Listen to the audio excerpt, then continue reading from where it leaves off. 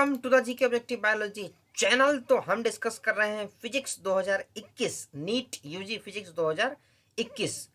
तो section B की हम शुरुआत कर रहे हैं क्वेश्चन नंबर 36 से। कोड N3 है भाई, कोड कोई सा भी हो, क्वेश्चन सेम रहते हैं, तो हमें डिटेल्ड एक्सप्लेनेशन देखनी है। तो सेक्शन बी के क्वेश्चन थोड़े से लेंदी हैं लेकिन उतने टफ नहीं है। A ball of mass 0.15 kg is dropped from a height 10 metre, strikes the ground and rebounds to the same height. The magnitude of impulse imparted to the ball is। देखो सबसे पहले तो impulse is equal to change in linear momentum। तो 36 के लिए हम आ जाएंगे भाई डैशबोर्ड पे और इसके अंदर मैं कैलकुलेट करूंगा। ठीक है जी, ये कह रहे हैं कि भाई एक बॉल है, ठीक है, एक कोई ये बॉल है, ये नीचे जाती है, उसके बाद यहाँ सरफेस पे टक्कर खा के फिर से ये ऊपर आ जाती है। ठीक है जी, ये हाइट जो दे रखी है यहाँ से यहाँ तक की वो 10 मीटर की है। 10 मीटर की हाइट है, इसका एक पर्टिकुलर मास है 0.15 kg। ठीक है जी, एक बार चेक कर लेते हैं यही वैल्यू से। 0.15 kg, बिल्कुल जी यही है। अच्छा, अब तुम इसके बाद ये देखो, जब ये नीचे आ रही है यहाँ पे तो v की वैल्यू माइनस में जाएगी डायरेक्शन, जब ये ऊपर जा रही है तो प्लस में जाएगी डायरेक्शन। ठीक है जी, तो हमें निकालना है impulse is equal to change in linear momentum. Change in linear momentum, या फिर इसको ऐसे भी लिख सकते हो m2 v2 minus m1 v1। अब देखो मास तो दोनों जगह सेम ही रहेगा क्योंकि सेम बॉल है, तो m mode of delta v। ठीक है, हमें तो ये बताना है ना, इसका सिर्फ हमें बताना है मैग्नीट्यूड। ठीक है जी, ऑफ इम्पल्स।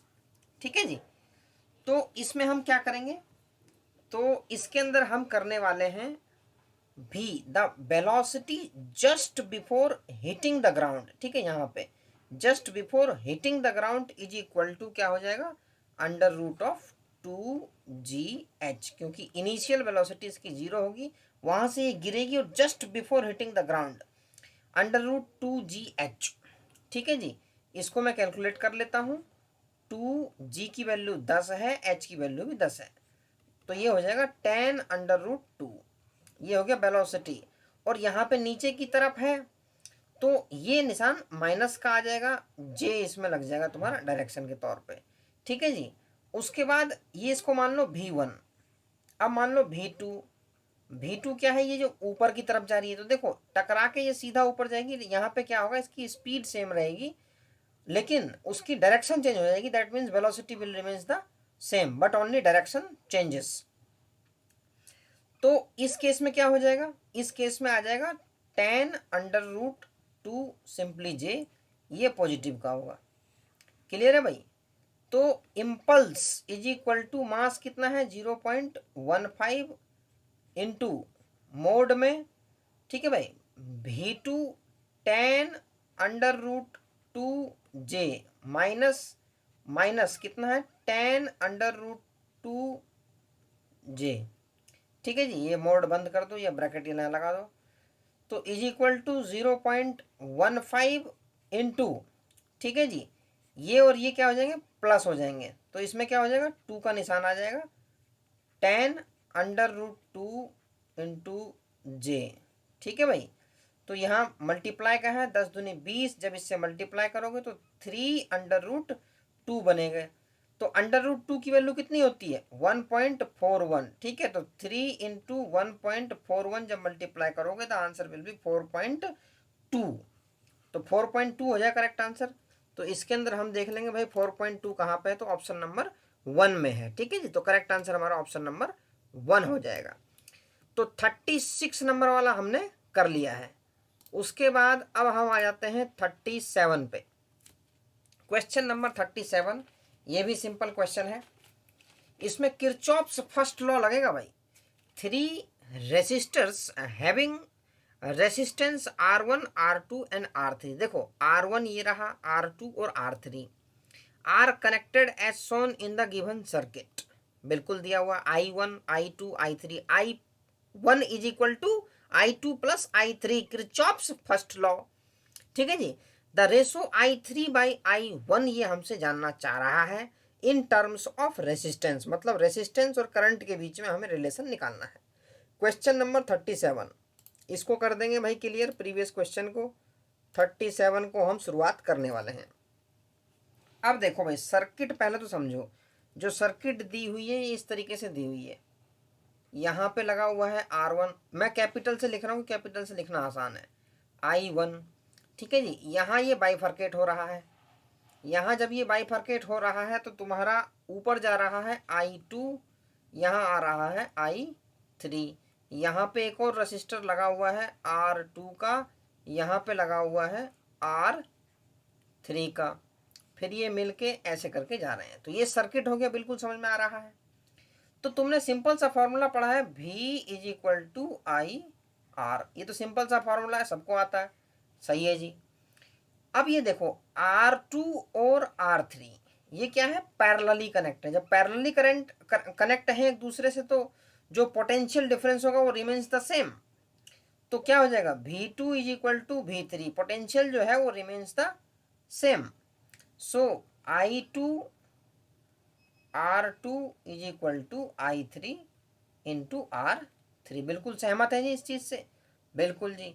तो यहां से I2 की वैल्यू मैं निकाल लूंगा, I2 is equal to I3 R3 by R2, ठीक है जी। एक इक्वेशन तो हमारी ये बन गई, एक इक्वेशन मेरी ये बन गई। अब किरचॉफ्स फर्स्ट लॉ लगाएंगे, फर्स्ट रूल लगाएंगे, I1 is equal to I2 plus में I3, ठीक है जी। ये किरचॉफ्स फर्स्ट रूल हमने लगा दिया है, या फर्स्ट लॉ कह दो। तो अब मैं I2 की वैल्यू यहां पुट कर दूंगा, तो I1 इज इक्वल टू ये क्या है भाई I3, ठीक है, R3 बाई R2 प्लस में I3।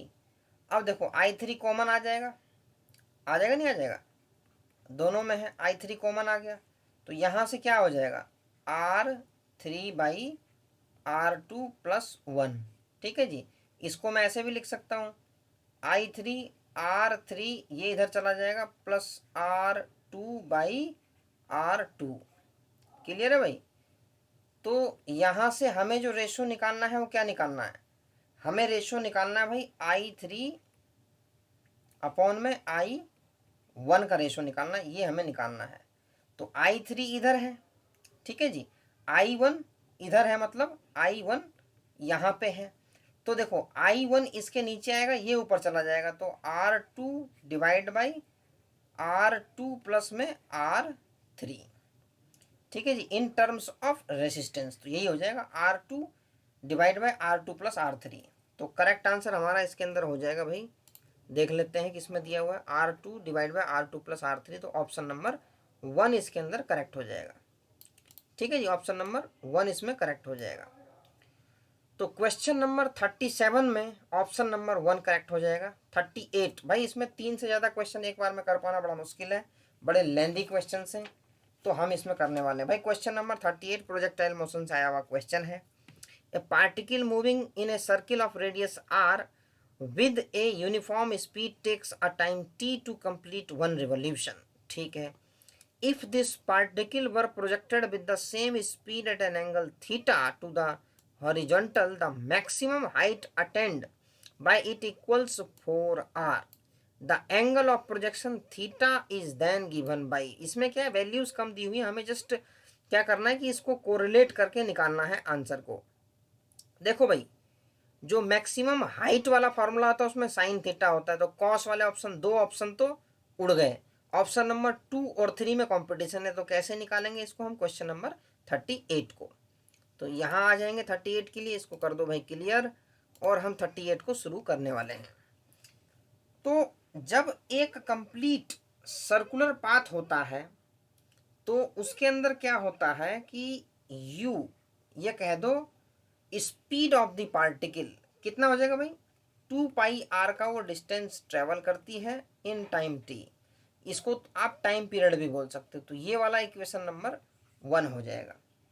और मैक्सिमम हाइट का फॉर्मूला आप लोग देखकर आ चुके हो, h कह दो प्रोजेक्टाइल मोशन में, u स्क्वायर या स्मॉल ले लो कैपिटल ले रखा है यहाँ पे, sign square theta divided by 2g। ये तो भाई डायरेक्ट फॉर्मूला है, ये तो तुम्हें याद करना पड़ेगा। जिनको याद नहीं होता वो डेरिवेशन के थ्रू इसको याद कर सकते हैं। और ये हमें गिवन है कि h is equal to 4r, ये गिवन है क्वेश्चन के अंदर। ठीक है जी। जब ये गिवन है तो हम क्या करने वाले हैं यहाँ पे, u square sine square theta by 2g equivalent to मैं रख दूंगा भाई 4r के। ठीक है भाई, यहां से मुझे साइन स्क्वायर थीटा मतलब साइन थीटा या फिर थीटा की वैल्यू निकालनी है, एंगल की वैल्यू। तो ये 2g यहां चला जाएगा, यू स्क्वायर नीचे आ जाएगा। क्लियर हो भाई। अब u की वैल्यू मैं यहाँ ऑलरेडी निकाल के रखा हुआ हूँ, तो मैं यहाँ पे कर दूंगा पुट। तो ये हो जाएगा 4r 2g डिवाइडेड बाई, ये हो जाएगा भाई 2 पाई r बाई t इसका होल स्क्वायर। ठीक है भाई। तो यहाँ से आ जाएगा, इसको मल्टीप्लाई कर दो, 8 आ गया, 4 दूनी 8 आ गया ना, r g। ठीक है भाई। यहाँ से हो जाएगा 4 पाई स्क्वायर r का स्क्वायर डिवाइडेड बाई t का स्क्वायर। t चला जाएगा इधर, यहाँ पे t का स्क्वायर आ जाएगा। अब देखो 4 है तो 4 दूनी 8। ठीक है जी। ये r एक से एक कट गया, तो यहाँ से क्या बचा 2, ये वाला 2 g और t का स्क्वायर, क्योंकि t नीचे नहीं है तो t का स्क्वायर ही रहेगा, divided by pi square into में r। तो साइन इनवर्स यहाँ पे लग जाएगा, इसकी पावर हाफ आ जाएगी। ठीक है जी। 1/2 इसकी पावर हाफ इसलिए क्योंकि यहाँ पे ये था साइन स्क्वायर थीटा, ये देख रहे हो ना, ये साइन स्क्वायर थीटा है। ये किसके इक्विवेलेंट है, साइन स्क्वायर थीटा के। थीटा इज इक्वल टू क्या है, पहले स्क्वायर जाएगा तो इसका अंडर रूट हो जाएगा। तो हमारा फाइनल आंसर आ जाएगा 2g t का स्क्वायर अपॉन में पाई स्क्वायर r, इसकी पावर हो जाएगी हाफ। हाफ क्यों हो जाएगी, क्योंकि ये साइन स्क्वायर थीटा था और साइन इनवर्स, तो ये थीटा इज इक्वल टू हो जाएगा। ठीक है जी। तो करेक्ट आंसर इसके अंदर से देख लेते हैं कौन सा है। The correct answer is option number 3। ठीक है जी। ऑप्शन नंबर 3 हमारा इसके अंदर करेक्ट है। तो ऑप्शन नंबर तीसरा हमारा करेक्ट हो जाएगा क्वेश्चन नंबर 38 में। तो 3 क्वेश्चन करके ही देख रहे हैं, और सेक्शन बी के क्वेश्चन थोड़े से लंबे हैं भाई, तो इसको थोड़ा सा ध्यान से ही सॉल्व करना है। और इसके अंदर फ्रीडम ऑफ चॉइस, मतलब आपको 15 में से करने थे 10, तो क्वेश्चन लेकिन थोड़े से लेंदी थे। तो फटाफट से चैनल को कर दें सब्सक्राइब, बिल्कुल हेल्पफुल वीडियोस हैं। और नीट में रैंक इंप्रूव करने के लिए, नीट में रैंक अच्छी लाने के लिए चैनल को सब्सक्राइब जरूर कर दें।